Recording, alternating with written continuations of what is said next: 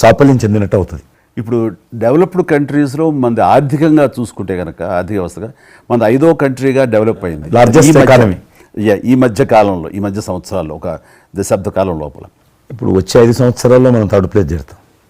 ఇప్పుడు యూకే లాంటి మనల్ని పరిపాలించి ఆక్రమించుకొని పరిపాలించినటువంటి బ్రిటన్ కూడా వెనుకకి నెట్టేసి 5వ స్థానానికి వచ్చేటువంటి 5 సంవత్సరాల్లో ఖచ్చితంగా మనం 3వ స్థానంలోకి లార్జెస్ట్ ఎకానమీ కంట్రీగా మనం ఎమర్జ్ అవుతాం. 100%. అవన్నీ ఇప్పుడు జరుగుతున్నటువంటి ఈ యొక్క డెవలప్మెంట్స్, ఈ ఆర్థిక సంస్కరణలు ఇవన్నీ చూస్తుంటే ఖచ్చితంగా ఆ రోజు ఎంతో దూరం లేదు మీరు చెప్పినట్లుగా. మీ తెలిసి మధ్యలో G20 సమావేశాలు నిర్వహించినప్పుడు నేను మీతోటే మాట్లాడాను.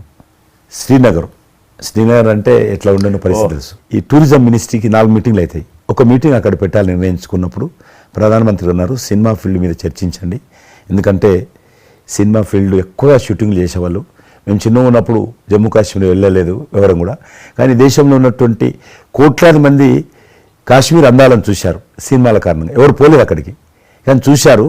కాబట్టి ఆ సినిమా ఫీల్డ్కి సంబంధించినటువంటి సెషన్ పెట్టాలి మీరు అని చెప్పి ప్రధానమంత్రి గారు చెప్పి ఆయన ఆదేశించిన తర్వాత ఈ సినిమా ఫీల్డ్కి సంబంధించి అన్ని దేశాలకు సంబంధించినటువంటి ప్రముఖులందరినీ కూడా ఆహ్వానించాం.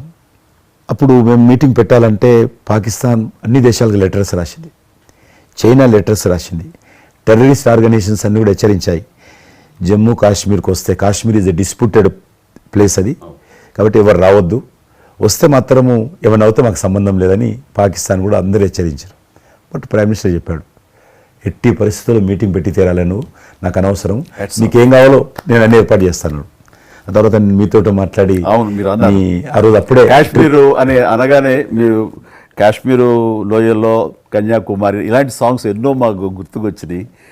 అలాంటిది మళ్ళీ మీరు మీ పార్టిసిపేషను ఉంటే బాగుంటుంది అనుకున్నప్పుడు ఆ టైంలో నేను రాలేని పరిస్థితిలో రామ్ చరణ్ వస్తే బాగుంటుంది, అతను ట్రిపుల్ సినిమా తోటి తను మంచి ఆస్కార్ అవార్డు వచ్చింది, బాగుంటుంది ప్రధానమంత్రి గారు చెప్పాను. అప్పుడు అందరూ ఫారినర్స్ డెలిగేట్స్ అందరూ కూడా ఏ సినిమా సాంగ్ అది నాటు సినిమా డాన్స్ చేశారు. ఎవరు మన కొరియన్ మినిస్టర్